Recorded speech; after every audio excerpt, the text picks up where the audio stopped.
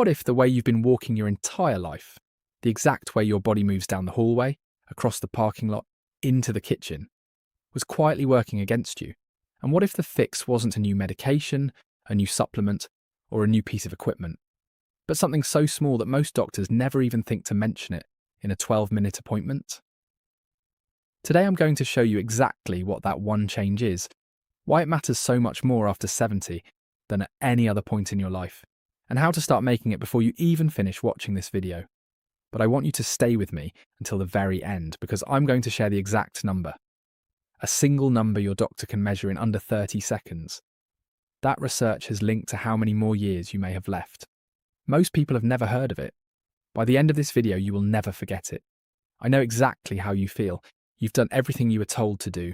You take your walk every morning, rain or shine. You've cut back on salt. You take your pills on time, every time, lined up in that little plastic organizer on the counter. And still, the knees ache a little more each month. The balance feels less certain going downstairs. Maybe a family member has started saying, "Let me help you with that," in a tone that makes your stomach tighten. You are not doing anything wrong. Your body is not betraying you, and your age is not the enemy here. The real enemy is simply this. Nobody ever sat down and explained the one small mechanical change that could make every single step you take safer, stronger, and more protective of your heart, your brain, and your independence. My name's Dr. Harold Simmons. I've spent the last 26 years working almost exclusively with patients over the age of 60, first in hospital rehabilitation medicine, and for the last 14 years in my own clinic, where I focus on healthy aging, mobility, and fall prevention. I did not start this channel to sell you anything. I started it because I got tired of watching patients come into my office with folders full of test results and no real understanding of what was actually happening inside their own bodies. My mission is simple: give you real, evidence-based information. Explain the way I'd explain it to my own mother, so you can make smarter decisions about your health starting today. Before we go further, if you're finding this helpful, please take 2 seconds to subscribe and tap that notification bell. It genuinely takes 2 seconds, and it means you won't miss the videos that follow this one. Because what I'm about to walk you through today could change your blood pressure numbers, your sleep, and how steady you feel on your feet, starting as soon as tomorrow morning. So stay with me until the end. Let's talk about what's actually happening biologically when you walk, because once you understand this, everything else in this video will make sense. Think of your body like a highway system. When you walk with a long, confident stride, swinging your arms standing tall, traffic moves. Blood flows efficiently from your legs, back up to your heart. Your joints move through their full range, and your brain receives a steady stream of signals from your feet, your inner ear, and your eyes, all working together to keep you balanced. But when your stride shortens, which happens gradually, almost invisibly as we age, it's like closing one lane of that highway. Everything still moves, but it becomes congested. Blood pools more in the lower legs.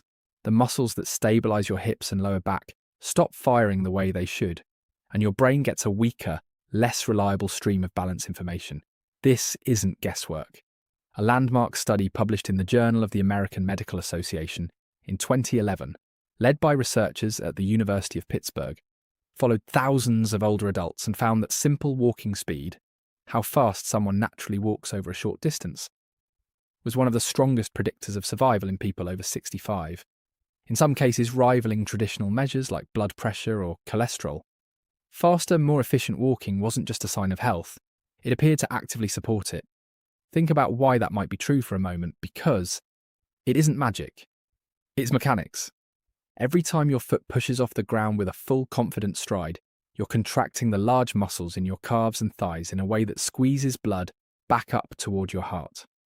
Almost like a second pump working alongside the one in your chest. Shorten that stride, and you shorten that pump action. Over months and years, that small mechanical difference adds up to a measurable difference in circulation, in how hard your heart has to work, and in how much oxygen reaches your brain with each step. Your brain, in turn, uses the rhythmic feedback from a full stride, the swing of your arms, the rotation of your hips, the timing of each foot strike, to constantly fine-tune your balance in real time. Take that rhythm away, and your brain is essentially trying to navigate with half the information it's used to. And here is what no one has ever told you. It is very rarely about how far you walk or even how often. It is about the mechanics of each individual step, specifically your stride length and whether your arms are moving naturally with your legs. That is the one simple change we're talking about today. Let me tell you about a patient of mine named Carol, 68 years old. Carol came into my office on a Tuesday afternoon, and I remember it clearly because she was holding a manila folder so thick with test results that it wouldn't close properly. Her daughter had driven her in and waited in the lobby, which told me a lot before Carol even sat down. Carol set the folder on my desk and said, "Doctor, I have done everything right, and I still feel like I'm falling apart." Her voice cracked on the last word, and she pressed a tissue to the corner of her eye before continuing. She told me she'd tried 3 different blood pressure medications over the past 2 years, cut sodium out of nearly every meal, and still felt like her body was slowly closing in on her. When we went through her routine together, I found the issue almost immediately. Carol had, over the past several years, unconsciously shortened her steps and stopped swinging her arms, a pattern I see constantly, often triggered by a fear of falling after a minor stumble years earlier. She mentioned, almost in passing, that she'd caught her toe on a curb about 4 years ago and hadn't fully trusted her footing since. She walked what she called her daily mile every morning, but she shuffled it in tiny, protective steps, arms held stiffly at her sides, eyes fixed on the ground in front of her feet the entire time. Her resting heart rate was elevated, her blood pressure ran high despite medication, and a recent test had measured her walking speed at just 0.7 meters per second, below the threshold research associates with higher health risk in older adults. When I explained what was happening and why, Carol just looked at me and said, "So my body isn't broken, I just forgot how to walk." Over the following 10 weeks, working with the simple, structured approach I'm about to show you, Carol's measured walking speed increased to 1.05 meters per second. Her systolic blood pressure dropped by 14 points.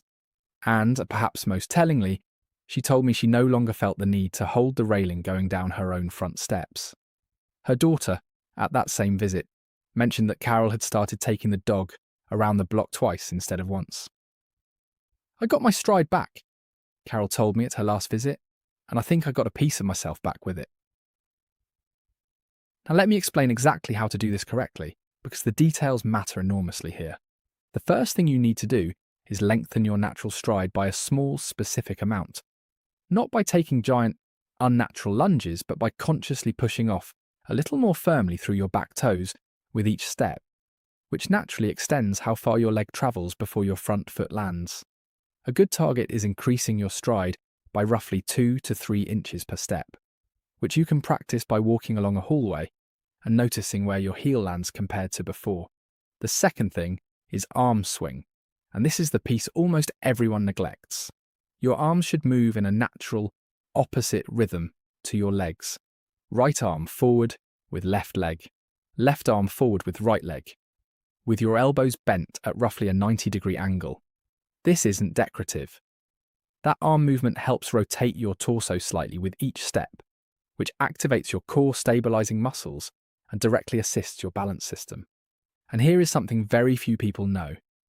The best time to practice this new pattern is not during your long daily walk, when you're tired and default to old habits.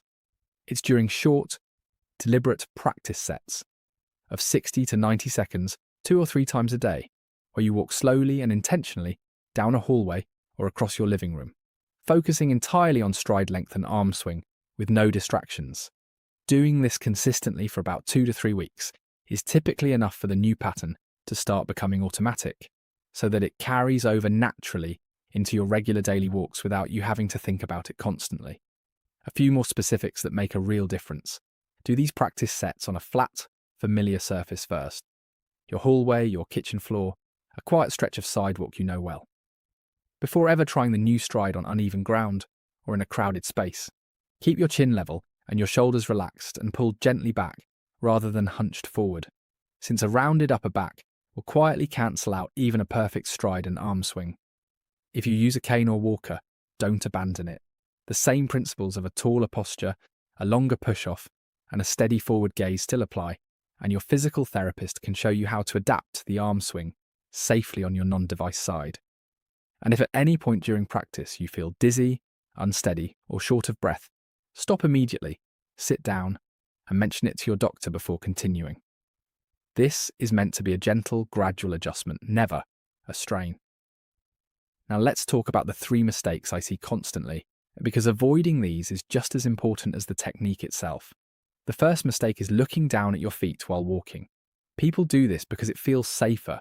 They want to see exactly where they're stepping. But looking down tilts your head forward, which shifts your center of gravity and actually makes you less stable, not more. It also restricts the fluid, natural motion in your neck and upper spine. The correction is simple. Keep your gaze roughly 10 to 15 feet ahead of you, using your peripheral vision to track the ground close to your feet. The second mistake is walking in shoes that are too soft, too worn out, or lack proper heel support.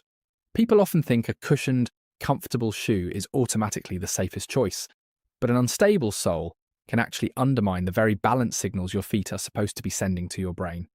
The correction is choosing a shoe with a firm, slightly structured heel counter and a sole that isn't overly soft or rocker-shaped, unless specifically recommended by a physical therapist. The third mistake is holding your breath or breathing shallowly while concentrating on your walking form. This is extremely common, and almost nobody notices they're doing it. The moment people start thinking hard about a new physical skill, their breathing tightens up without them realizing it. Shallow breathing reduces oxygen delivery to your working muscles and can actually elevate blood pressure during activity, working directly against the cardiovascular benefit you're trying to build. The correction is simple. As you walk, breathe in a steady, relaxed rhythm, ideally exhaling gently every 3 to 4 steps, almost as if you were humming quietly to yourself. Let me tell you about a second patient, a very different case from Carol. His name was Walter, 65 years old, a retired engineer, and about as skeptical as they come. Walter didn't cry in my office. He crossed his arms, glanced at the clock on my wall, and told me flatly, "I've read plenty about this stuff online, doctor, and I don't think a walking video is going to change my heart health." He'd come in mostly at his wife's urging, after a routine checkup flagged his blood pressure as borderline for the 2nd year in a row. Fair enough, I told him. Let's just look at the numbers and let them speak for themselves. Walter agreed to try the stride and arm swing adjustments for 6 weeks, mostly, I suspect, to prove me wrong. His starting resting heart rate was 78 beats per minute, and his walking speed measured 0.9 meters per second. He treated the practice sets the way he'd once treated a work project, timing them precisely, tracking them in a small notebook he kept by the door. 6 weeks later, his resting heart rate had dropped to 68, and his walking speed had improved to 1.15 meters per second. His blood pressure reading at that visit was the best it had been in 3 years. He didn't say much when I showed him the numbers. He just studied the printout for a long moment, nodded slowly and said, "Well, I suppose the engineer in me has to admit the data doesn't lie." Here is the concrete plan you can start tomorrow. First, get a baseline. Walk a measured distance of about 20 feet at your normal pace, time yourself with a phone or watch, and write the number down somewhere you'll actually see it again, like the front of your medication organizer. Second, practice your stride and arm swing in short 60 to 90-second sets, 2 to 3 times daily, in a hallway or open room at home, focusing on nothing except stride length and the natural, opposite arm swing. Third, check your shoes today. Look for a firm heel counter you can press with your thumb without it collapsing, and replace any pair that's more than a year old, feels overly soft, or is visibly worn down more on one side than the other. Fourth, during your regular daily walks, spend the first 5 minutes deliberately applying the longer stride and arm swing before letting your body settle into its natural rhythm for the rest of the walk. And fifth, at your next appointment, ask your doctor specifically to measure your gait speed, and ask them by name to note it in your chart so you can track it over time the same way you track blood pressure or cholesterol. Now, an important word about medications. Many of you watching are on blood pressure medications, beta blockers, or medications for heart rhythm. And I want to be very clear. Nothing in this video is a reason to stop or change any medication you've been prescribed. These walking adjustments are designed to work alongside your treatment, not instead of it. If you're on medications that affect heart rates or blood pressure, please talk to your doctor before significantly increasing your walking pace or intensity.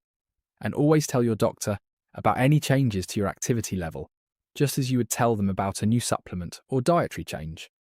Walking is not your enemy. It never was.